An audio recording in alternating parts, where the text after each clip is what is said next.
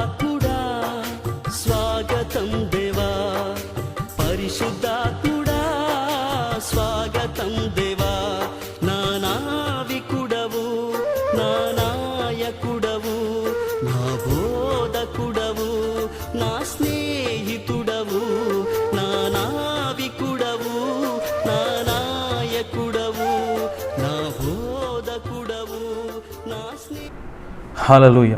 దేవుడిచ్చిన ఈ శ్రేష్టమైన సమయాన్ని బట్టి, ఈ గొప్ప ధన్యతను బట్టి, ఆధిక్యతను బట్టి మొదటిగా దేవునికి కృతజ్ఞతలు తెలియపరుస్తున్నాను. అలాగే మీ అందరికి కూడా పేరు పేరున ప్రభునామంలో వందనాలు తెలియజేస్తున్నాను. బాగున్నారా అండి? దేవుని వాక్యాన్ని చదువుతున్నారా? ప్రార్థన చేస్తున్నారా? మరి మీ నిమిత్తము మేము ప్రార్థన చేస్తున్నాం. మిమ్మల్ని దేవుడు దర్శించినట్లుగా, మీ పట్ల గొప్ప కార్యాలు దేవుడు జరిగించినట్లుగా ప్రార్థన చేస్తున్నాం. ఈ సమయంలో దేవుడు మనతో ఏం మాట్లాడనై ఉన్నాడో చూద్దాము. దేవుడు మన హృదయములను దర్శించినట్లుగా మనం ప్రార్థన చేద్దాం. మహాపరిశుద్ధుడా, సర్వశక్తి కలిగిన దేవా, మీకు స్తోత్రం. మీరు నాయన ఇస్తున్న ఈ శ్రేష్టమైన అవకాశాన్ని బట్టి మిమ్మల్ని స్తుతిస్తున్నాం. మీ వాక్యమును తెరవండి, మా హృదయాలను సిద్ధపరచండి. మేము ఏ వాక్యం యొక్క అవసరతలో ఉన్నామో మీకే తెలుసు కనుక మా హృదయ అవసరతను బట్టి మాతో మాట్లాడమని యేసు నామములో అడిగి వేడుకొని ప్రార్థిస్తున్నాం తండ్రి, ఆమేన్. హల్లెలూయా.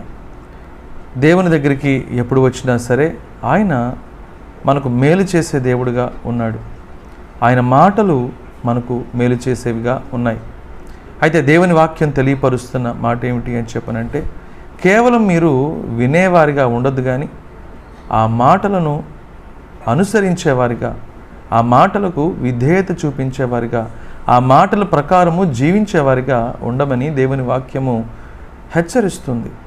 కాబట్టి ఈరోజు దేవుని మాటలు తప్పక మనకు మేలు చేస్తాయి. కానీ ఎప్పుడు కేవలం వినడం వల్ల కాదు, విని ఆ ప్రకారం మనము చేసినప్పుడు మాత్రమే మన జీవితంలో గొప్ప కార్యాలు మనము చూడగలము. యెహోషువ గ్రంథం 3వ అధ్యాయము 5వ వచనం చదువుకుందామండి.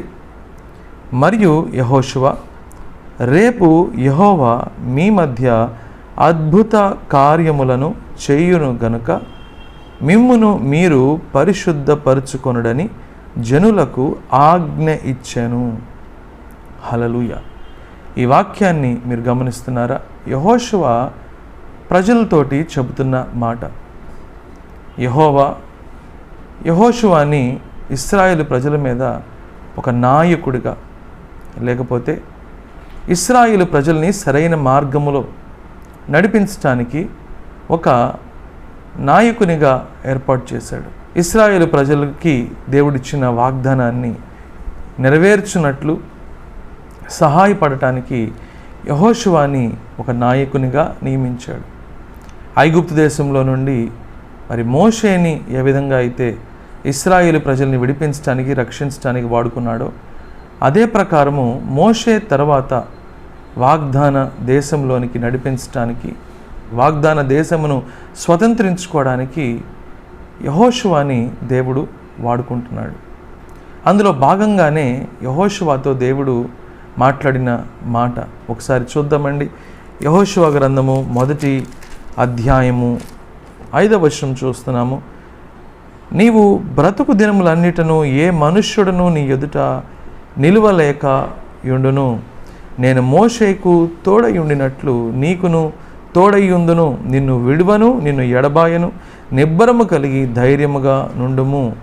వారికిచ్చేదనని నేను వారి పితరులతో ప్రమాణము చేసిన ఈ దేశమును నిశ్చయముగా నీవు ఈ ప్రజల స్వాధీనము చేశారు. ఒక బాధ్యతను అప్పగించాడు దేవుడు. యెహోషువకి దేవుడు ఒక బాధ్యతను అప్పగించాడు. ఆ బాధ్యతను నెరవేర్చడానికి కూడా దేవుడే సహాయం చేస్తానని వాగ్దానం చేస్తున్నాడు. మోషేకి ఏ విధంగా అయితే నేను తోడుగా ఉన్నానో అదే ప్రకారము నీకు కూడా తోడుగా ఉంటాను. నిన్ను ఏమాత్రము విడువను, నిన్ను ఎడబాయను. ఏ వాగ్దానాలు అయితే నేను ఇశ్రాయేలు ప్రజల పట్ల చేశానో ఆ వాగ్దానాలన్నింటినీ కూడా నేను నెరవేరుస్తాను. నీవు వారిని తప్పనిసరిగా వాగ్దాన దేశంలోనికి నడిపిస్తావు. వారికి నేను ఇస్తాను అన్న స్వాస్థ్యము వారు పొందుకున్నట్లుగా నీవు తప్పనిసరిగా చేస్తావు అని చెప్పనని దేవుడు ధైర్యం ఇస్తున్నాడు. గమనించండి, దేవుడు మనల్ని పిలిచినప్పుడు, దేవుడు మనకి బాధ్యతను ఇచ్చినప్పుడు మనము గుర్తు చేసుకోవాల్సింది ఏమిటి అని చెప్పానంటే, దేవుడే ఆ బాధ్యతను తీసుకుంటాడు, దేవుడే మన భారాన్ని తీసుకుంటాడు, దేవుడే మనకు అప్పగించిన బాధ్యతను నెరవేరుస్తాడు. గమనిస్తున్నారా? దేవుడు ఒక బాధ్యతను మనకు అప్పగించాడు. అది కుటుంబ బాధ్యత అయి ఉండొచ్చు, ఉద్యోగ బాధ్యత అయి ఉండొచ్చు, లేకపోతే సేవను నడిపించే బాధ్యత కూడా అయి ఉండొచ్చు. అది ఎటువంటి బాధ్యత అయినప్పటికి కూడా అది దేవుని వల్ల నువ్వు పొందుకున్నట్లయితే తప్పనిసరిగా దేవుడే నీకు తోడుగా ఉంటాడు. ఆయన వాగ్దానం చేస్తున్నాడు యెహోషువతోటి, నేను మోషేకి తోడై ఉండినట్లుగా నీకు నువ్వు తోడై ఉంటాను. నేను ఏ వాగ్దానాలు అయితే చేశానో ఆ వాగ్దానాలన్నింటినీ కూడా నెరవేరుస్తాను. అంత మాత్రమే కాదు, నీ బ్రతుకు దినములన్నిటా కూడా. చూద్దామండి మాట ఒకసారి. యెహోషువ గ్రంథం 1వ అధ్యాయములో రాయబడిన మాట, నీవు బ్రతుకు దినములన్నిటను 5వ వచనము, ఏ మనుష్యుడును నీ ఎదుట నిలవలేకయుండును.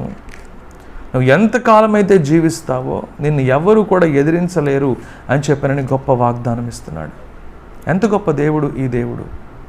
ఆ కుటుంబంలో భార్యాభర్తల్ని దేవుడు ఒక బాధ్యత అప్పగిస్తున్నాడు.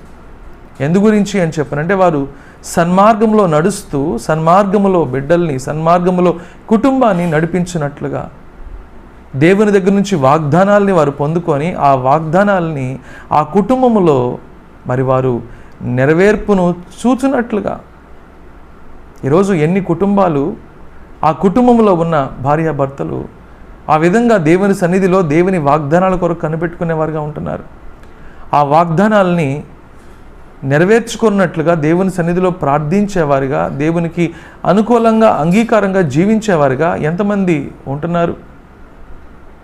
ఎంతోమంది కుటుంబాలు అయితే కలిగి ఉన్నారు, కానీ ఆ కుటుంబాన్ని నడిపించడానికి దేవుని సహాయము అవసరము అనే విషయాన్ని చాలామంది మర్చిపోతున్నారు, లేదా చాలామంది నిర్లక్ష్యం చేస్తున్నారు. కాబట్టే వారి జీవితంలో ఎటువంటి నిర్ణయాలు తీసుకోవాలో తెలియక, వారి కుటుంబాన్ని ఏ విధంగా నడిపించుకోవాలో అర్థం కాక వారి కుటుంబాన్ని పాడు చేసుకుంటున్నారు, నాశనం చేసుకుంటున్నారు. ఈరోజు యెహోషువకి ఇచ్చిన వాగ్దానమే దేవుడు ఈరోజు మనకు కూడా ఇవ్వడానికి ఇష్టపడుతున్నాడు. నేను నీకు తోడై ఉంటాను, నేను నిన్ను విడువను, నిన్ను ఎడబాయను అనే మాట దేవుడు ఈరోజు మనకు కూడా ఇస్తున్నాడు. హెబ్రీయులకు రాసిన పత్రిక 13వ అధ్యాయం 5వ వచనంలో కూడా మనం చూసినట్లయితే ఇదే వాగ్దానాన్ని అక్కడ కూడా జ్ఞాపకం చేస్తున్నాడు. నేను నిన్ను విడువను, నిన్ను ఎడబాయను, భయపడొద్దు.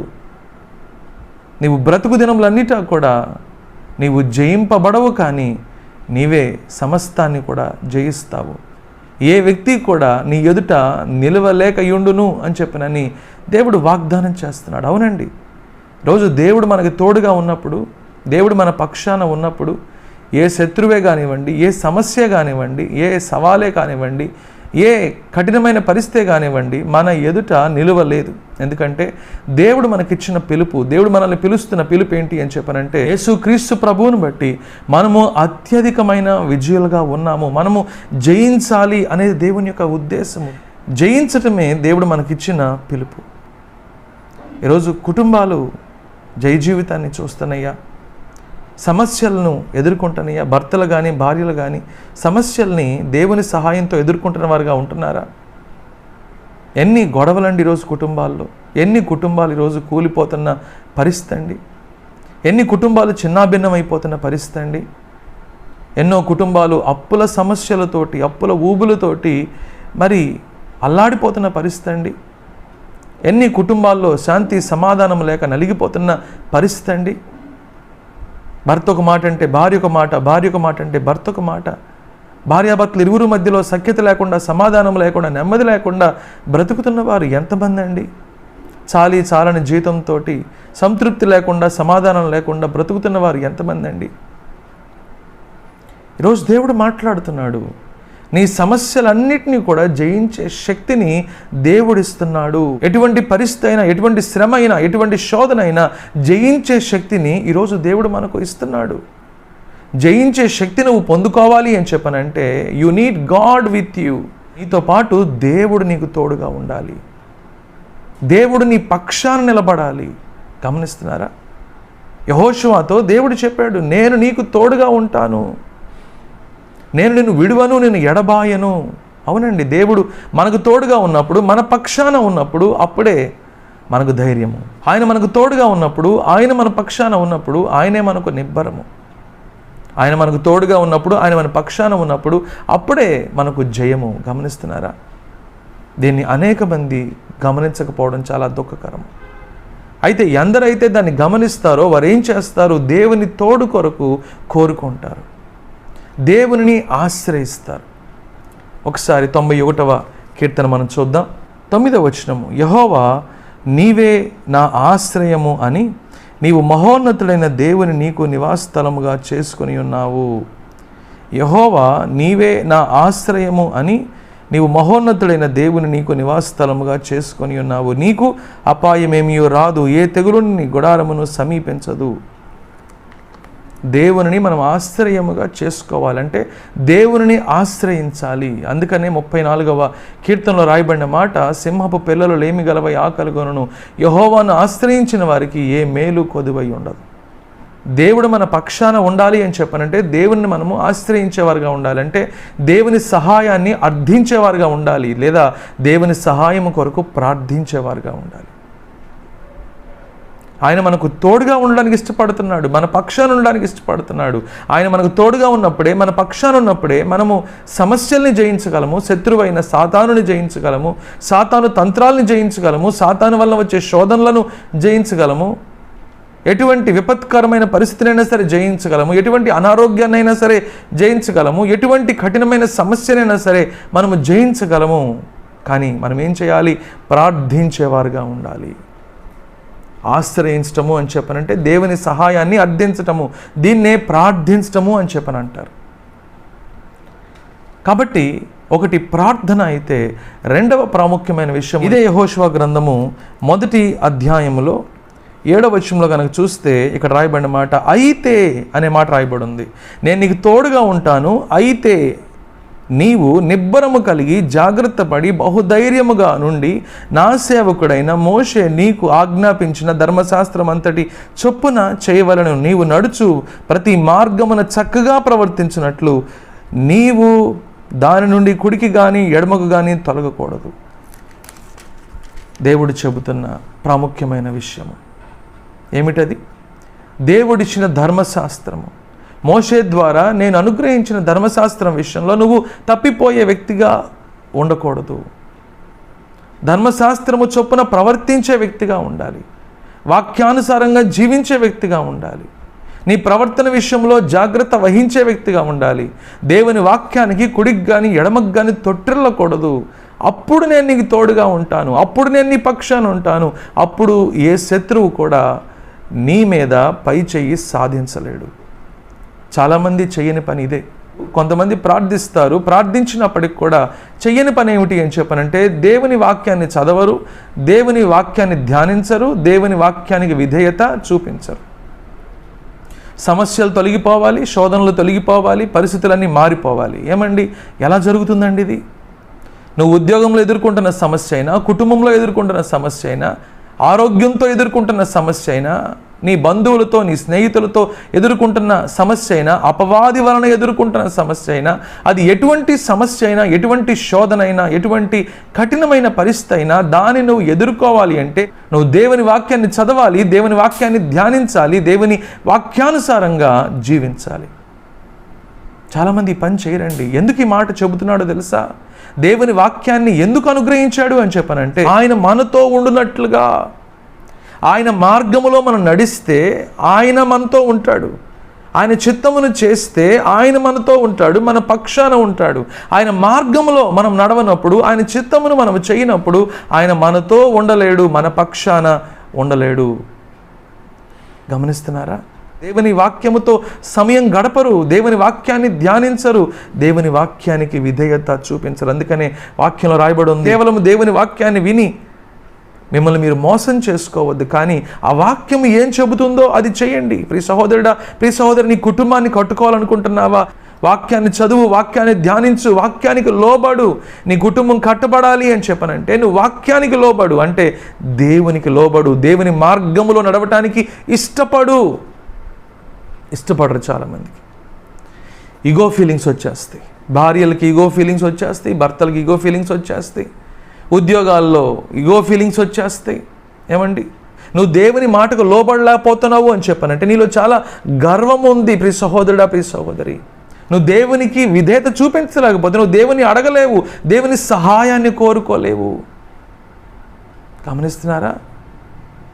ఇందా మనం 91వ కీర్తనలో చదువుకున్నాము, నీవు మహోన్నతిని ఆశ్రయముగా చేసుకున్నావు అంటే నువ్వు దేవుని సహాయాన్ని కోరుకున్నావు. దేవుని సహాయాన్ని ప్రార్థన ద్వారా కోరుకుంటాము. అలా సహాయాన్ని కోరుకోవాలి అని చెప్పానంటే నీకు వినే మనసు, విధేయత చూపించే మనసు రెండూ ఉండాలి కదా. ఈరోజు కుటుంబంలో ఎంతమంది భర్తలు దేవుని మాటలు వినేవారుగా ఉన్నారు, ఎంతమంది భార్యలు దేవుని మాట వినేవారుగా ఉన్నారు. ఎంతసేపు వారిరువురు కూడా ఇరువురి మాటలు వింటూ ఉంటారు, లేకపోతే బంధువుల మాట వింటూ ఉంటారు, స్నేహితుల మాట వింటూ ఉంటారు, లేకపోతే ఇంకెవరో ఎక్స్పర్ట్ సలహాలు వింటూ ఉంటారు. కానీ are you listening to the word of God? నువ్వు దేవుని మాట వింటున్నావా? దేవుడు నిన్ను ఏం చేయమంటున్నాడో అది చేస్తున్నావా? నీ ఉద్యోగం విషయంలో కలవరము, నీ పనుల విషయంలో కలవరము, నీ అప్పుల విషయంలో కలవరము, కానీ నువ్వు దేవుడు ఏం చేయమంటున్నాడో అది చేస్తున్నావా? దేవుడు ఏ మార్గంలో నేను నడవమంటున్నాడో అది చేస్తున్నావా? ఆ మార్గంలో నడుస్తున్నావా? దేవుని చిత్తాన్ని దేవుడు నీకు బయలుపరుస్తున్నప్పుడు ఆ చిత్తాన్ని నువ్వు జరిగిస్తున్న వ్యక్తిగా నువ్వు జీవిస్తున్నావా? ప్రియ సహోదరుడా, ప్రియ సహోదరి, ఇదే పెద్ద సమస్య. ఇదే పెద్ద సమస్య. దేవునికి లోబట్టం ఇష్టం లేదు. మనం ఎన్ని ఉపవాసాలన్నా చేస్తాం, లేకపోతే ఎన్ని మందిరాలు తిరగమన్నా తిరుగుతాము, ఎన్ని వారాలు ప్రార్థనలు చేయమన్నా ప్రార్థనలు చేస్తాము, ఎన్ని నెలలు అక్కడికి ఇక్కడికి వెళ్ళమంటే వెళ్తాము. కానీ చెయ్యలేంది ఏంటి అని చెప్పనంటే ప్రార్థన చేయలేము, ఆయన మాటకు విధేయత చూపించలేము. యెహోషువతో చాలా ఖచ్చితంగా దేవుడు చెబుతున్నాడు. యెహోషువ ముందు సామాన్యమైన సవాళ్ళు లేవు, గొప్ప సవాళ్ళు ఉన్నాయి. మామూలు శత్రువులు లేరు, కఠినమైన వ్యక్తులు, క్రూరులు, భయంకరమైన వ్యక్తులు యెహోషువకి శత్రువులుగా ఉన్నారు. అటువంటి వారిని జయించాలి అని చెప్పనంటే దేవుని సహాయము మాత్రమే. దేవుని సహాయం లేకుండా వారిని జయించడం అనేది అసాధ్యము. ఈరోజు కూడా దేవుడు తెలియపరుస్తున్నాడు. ఎఫెసీయులకు రాసిన పత్రిక 6వ అధ్యాయం ద్వారా దేవుడు తెలియపరుస్తున్నాడు, for we are not fighting against the flesh and blood but with the spiritual forces of darkness. మనము రక్తమాంసములతో, శరీరులతో మనం పోరాటం లేదు, కానీ దురాత్మ సమూహములతోనూ, అంధకార సంబంధులతోనూ, లోకనాథులతోనూ మనం పోరాడుతున్నాము అని చెప్పని దేవుని వాక్యం తెలియపరుస్తుంది. కాబట్టి ప్రభు యొక్క మహాశక్తిని బట్టి మీరు బలవంతులై ఉండండి. మహాశక్తి ఎక్కడి నుంచి వస్తుంది? దేవుని దగ్గర నుండి వస్తుంది. దేవుని దగ్గర నుండి మహాశక్తి పొందుకోవాలి అని చెప్పండి నువ్వు ప్రార్థన చేసే వ్యక్తిగా ఉండాలి. ప్రార్థన చేస్తేనే నీకు ఆ శక్తి వస్తుంది. ఆ శక్తిని బట్టే నువ్వు శత్రువుని జయించగలుగుతావు, నీ సమస్యను జయించగలుగుతావు, నీ ఎదుట ఉన్న ఆ పరిస్థితిని జయించగలుగుతావు, నీ ఎదుట ఉన్న ఆ కఠినమైన ఆ పరిస్థితిని నువ్వు అధిగమించగలుగుతావు. ఆ దేవుని శక్తిని నువ్వు పొందుకోవాలి అని చెప్పనంటే ప్రార్థన చేయాలి.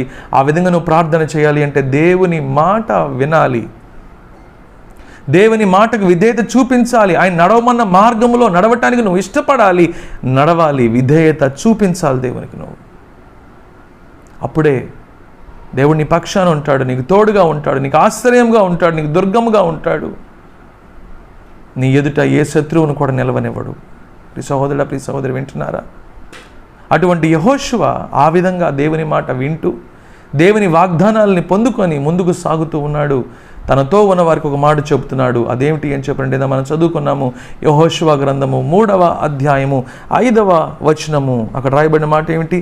యెహోషువ, రేపు యెహోవా మీ మధ్య అద్భుత కార్యములను చేయును కనుక. ఒక మాట చెబుతున్నాడు యెహోషువ ఖచ్చితంగా. అదేమిటి అని చెప్పనంటే దేవుడు మీ మధ్య అద్భుతాలు చేయబోతున్నాడు. ఏంటి అద్భుతం? ఇది జరగదు, ఇది అసాధ్యము అనుకున్న దాన్ని సుసాధ్యము చేయడమే అద్భుతము. దాన్నే మిరకల్ అని చెప్పనంటారు. Our God is an expert in doing miracles and wonders. అద్భుతాలు, ఆశ్చర్యకార్యాలు చేసే దేవుడు ఈ దేవుడు. ఆ దేవుని యొక్క అద్భుతాలు చూడాలనుకుంటున్నావా? ఆశ్చర్యకార్యాలు చూడాలనుకుంటున్నావా? గొప్ప కార్యాలు చూడాలని చెప్పి అనుకుంటున్నావా? అలా అయితే యెహోషువ ఏం చెప్పాడో ఈరోజు మనం కూడా అదే పని చేసేవారుగా ఉండాలి. ఈరోజు అనేక మంది ఎంతో అవిశ్వాసం, వారికి ఉన్న సమస్యను బట్టి, వారి కుటుంబ సమస్యలు తీరవని, వారికి ఉద్యోగం రాదని, అప్పులు తీరవని, అవసరతలు తీరవని, పరిస్థితులు మారవని, రకరకాల రాంగ్ నోషన్స్, తప్పుడు అభిప్రాయాలు, తప్పుడు ఆలోచనలు. అపవాది ఎప్పుడు కూడా తప్పుడు ఆలోచనలు కలిగిస్తాడు, మనకు నిరుత్సాహాన్ని కలిగిస్తాడు, మనకి బాధను కలిగిస్తాడు, వేదనని కలిగిస్తాడు, చేతగాని వాళ్ళుగా చేస్తాడు.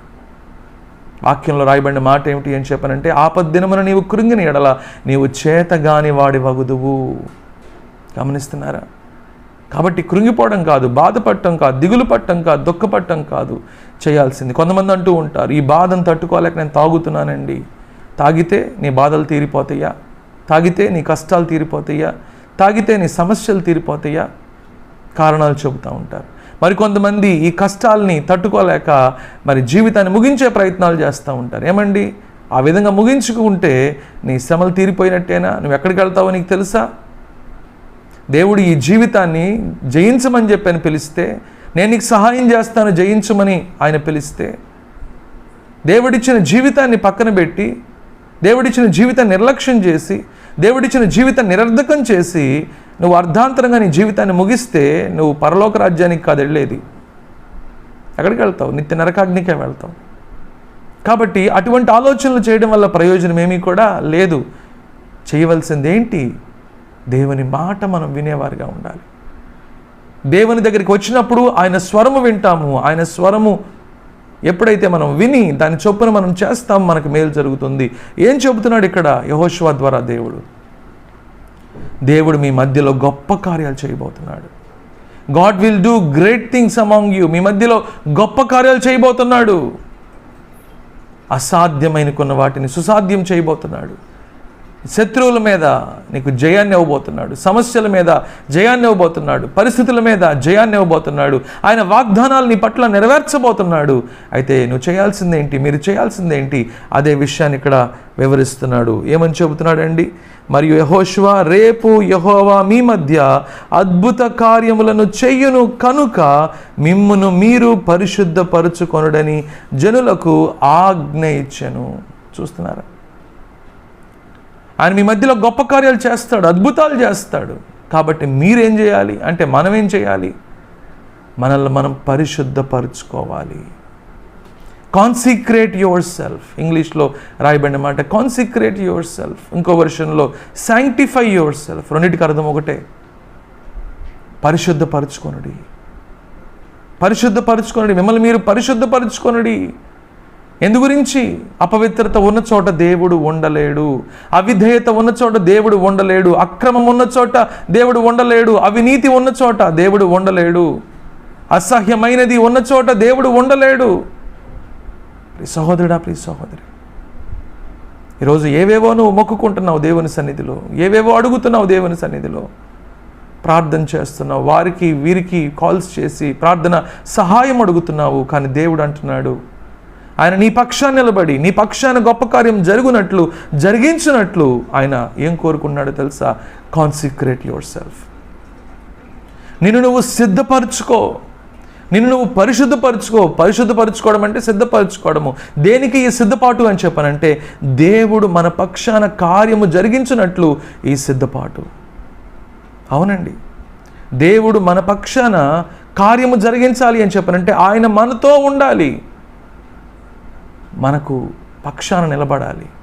అలా నిలబడాలి అని చెప్పనంటే మన జీవితంలో ఆయనకు అసహ్యమైనదే కానీ, అవిధేయమైనదే కానీ, అపవిత్రమైనదే కానీ, ఆయాస్కరమైనది ఏది కూడా కనపడటానికి వీల్లేదు. మోషే కూడా ఆ మండుతున్న ఆ పొద దగ్గరికి వచ్చినప్పుడు ఆశ్చర్యపడి దాని సమీపంగా వెళతా ఉంటే అక్కడ ఆ స్వరము మోషేతో మాట్లాడుతున్న మాట, Moses, the place where you are standing is a holy place. నువ్వు ఎక్కడైతే నిలబడుతున్నావో ఇది పరిశుద్ధ స్థలము. నీ చెప్పుల్ని తీసేయి. ఎందు గురించి? చెప్పులు దేన్ని సూచిస్తున్నాయి? అపవిత్రమైన దాన్ని సూచిస్తున్నాయి. నువ్వు ఎలా పడితే అలాగా దేవుని సన్నిధిలోకి రావలేవు. ఎలా పడితే అలాగా దేవుని సముఖంలోనికి రాలేవు. ఎలా పడితే అలాగా దేవుని సహాయమును అర్థించలేవు. అందుకనే యెషయా గ్రంథంలో 1వ అధ్యాయంలో రాయబడిన మాట ఒకసారి జ్ఞాపకం చేసుకుందామండి. యెషయా గ్రంథము 1వ అధ్యాయము 12వ వచనం చదువుతున్నాను. నా సన్నిధిని కనబడవలనని మీరు వచ్చుచున్నారే, నా ఆవరణములను త్రొక్కుటకు మిమ్మును రమ్మన్నవాడు ఎవడు? మీ నైవేద్యము వ్యర్థము, అది నాకు అసహ్యము పుట్టించు ధూపార్పణము, దాని నికను తేకుడి. అమావాస్యయు విశ్రాంతి దినమును సమాజ కూట ప్రకటనమును జరుగుచున్నవి, పాపుల గుంపు కూడిన ఉత్సవ సమాజమును నేను ఓర్చజాలను. మీ అమావాస్య ఉత్సవములను నియామక కాలములను నాకు హేయములు, అవి నాకు బాధకరములు. 15వ వచనం కనుక మనం చూస్తే, మీరు మీ చేతులు చాపునప్పుడు మిమ్మును చూడక నా కన్నులు కప్పుకొందును. మీరు బహుగా ప్రార్థన చేసినను నేను వినను. మీ చేతులు రక్తముతో నిండి ఉన్నవి, మిమ్మును కడుగుకొనుడి, శుద్ధి చేసుకొనుడి. మీ దుష్క్రియలు నాకు కనబడకుండా వాటిని తొలగింపుడి. కీడు చేయుట మానుడి, మేలు చేయ నేర్చుకొనుడి.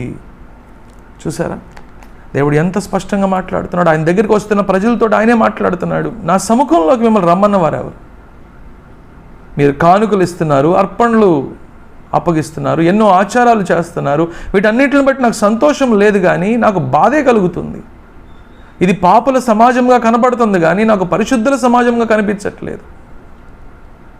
దేవుడు ఎంతో దుఃఖంతో మాట్లాడుతున్నాడు. మీరు చేతులెత్తి ప్రార్థన చేసినప్పటికి కూడా నేను వినను. ఎందు గురించి అంటే, నేను చూస్తుంటే మీ వైపు నాకేం కనపడుతుంది? మీ చేతులు రక్తముతో నిండి ఉన్నాయి అంటే అర్థం ఏంటి? పాపముతో మీరు ఉన్నారు. పాప క్రియలే నాకు కనబడుతున్నాయి. మీరు ప్రార్థన చేస్తూ ఉంటే మీ జీవితంలో పాపం కనపడుతుంది.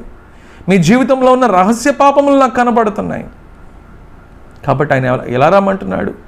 మీ చేతులను కడుక్కొనుడి, కీడు చేయుట మాని మేలు చేయుట నేర్చుకొనుడి. న్యాయమును విచారించుడి, న్యాయము జాగ్రత్తగా విచారించుడి. హింసించబడు వానిని విడిపించుడి, తండ్రి లేని వానికి న్యాయము తీర్చుడి, విధవరాలి పక్షముగా వాదించుడి. చూసారా, ఏది న్యాయమైందో అది చేయమంటున్నాడు. దేవుని దృష్టికి ఏది యోగ్యమైందో అది చేయమంటున్నాడు. ఆయన దృష్టికి నిందారహితులుగా జీవించమంటున్నాడు. ఒక మాటలో చెప్పాలంటే పరిశుద్ధపరచుకోమంటున్నాడు. ప్రియ సహోదరుడా, ప్రియ సహోదరి, ఈరోజు దేవుడు 3 విషయాలు మనకు తెలియపరుస్తున్నాడు. ఆయన మన పక్షాన ఉండి మన పక్షాన గొప్ప కార్యాలు జరిగించాలి అంటే, నెంబర్ 1, మనము ఆయన మాట విని ఆయన మాటకు విధేయత చూపించేవారుగా ఉండాలి, ప్రార్థన చేసేవారుగా ఉండాలి. నెంబర్ 3, పరిశుద్ధపరుచుకునేవారుగా ఉండాలి. అంటే దేవునికి ఆయాస్కరమైన ప్రతి క్రియను కూడా మన జీవితంలో నుండి తీసివేసుకొని మనం ప్రార్థన చేసేవారుగా ఉండాలి. అప్పుడు దేవుడు మన ప్రార్థన ఆలకిస్తాడు, గొప్ప జవాబు అనుగ్రహిస్తాడు. అటు కృప దేవుడు మనందరికీ అనుగ్రహించునుగాక. ప్రార్థన చేసుకుందాం.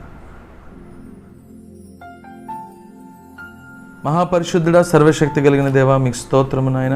ఇంతవరకు ఎంతో సూటిగా ఎంతో స్పష్టంగా మాతో మాట్లాడారు, మీకు స్తోత్రం. ఎంతోమంది ప్రభా బాధల్లో, ఇబ్బందుల్లో, శోధనలో, వేదనలో, సమస్యల్లో ప్రభా చిక్కుకొని ఇబ్బంది పడుతూ దిక్కు తోచక దేవా ఏం చేయాలో అర్థం కాక ప్రభా అయోమయ పరిస్థితుల్లో ఉన్నవారు ఎంతోమంది ఉన్నారు. అటువంటి వారందరితో ఈరోజు మీరు మాట్లాడుతూ ఉండగా మీ బిడ్డలను మీరే బలపరచండి. ప్రార్థించేవారిగా, విధేయత చూపించేవారిగా, పరిశుద్ధపరుచుకునేవారిగా మీరు సహాయం దయచేయమని, వారి పట్ల, మా అందరి పట్ల గొప్ప కార్యాలు మీరు జరిగించి మా విశ్వాసాన్ని మీరు బలపరచమని, పరలోక రాజ్య వారసులుగా ప్రతి బిడ్డను కూడా సిద్ధపరచమని యేసు నామములో అడిగి వేడుకొని ప్రార్థిస్తూ గొప్ప కార్యాలు జరిగించమని ప్రార్థిస్తున్నాం తండ్రి. ఆమేన్. మన తండ్రి అయిన దేవుని యొక్క ప్రేమ, కుమారుడైన యేసుక్రీస్తు యొక్క కృప, పరిశుద్ధాత్మని యొక్క అన్యోన్య సహవాసం ఇప్పుడు ఎల్లప్పుడూ సదాకాలం మనకు తోడై ఉండి మనల్ని సంరక్షించునుగాక. ఆమేన్. అందరికీ వందనాలు. దేవుడు మిమ్మల్ని దీవించునుగాక. అలాగే గమనించండి, ప్రతిరోజు రాత్రి 8 గంటలకి మరి యూట్యూబ్ ఛానల్లో రవీంద్ర దోనెపాటి అనే యూట్యూబ్ ఛానల్లో కీర్తనల గ్రంథ ధ్యానాలు మరి వస్తున్నాయి. ఇప్పటికే 105 కీర్తనలు కంప్లీట్ చేయడం జరిగింది. మరి మీరు కూడా ఈ కీర్తనల గ్రంథ ధ్యానాలు చూడాలి అనే గనక ఆలోచన కలిగి ఉన్నట్లయితే, ఇది life application oriented Bible study కాబట్టి తప్పనిసరిగా దీన్ని యూస్ చేసుకోండి. మరి రవీంద్ర దోనెపాటి అనే యూట్యూబ్ ఛానల్ని సబ్స్క్రైబ్ చేసుకోండి. తద్వారా ప్రతిరోజు కూడా వచ్చే ఈ మంచి ఆధ్యాత్మిక కార్యక్రమాన్ని చూసి మేళ్లు పొందుకోండి. God bless you. దేవుడు మిమ్మల్ని దీవించునుగాక.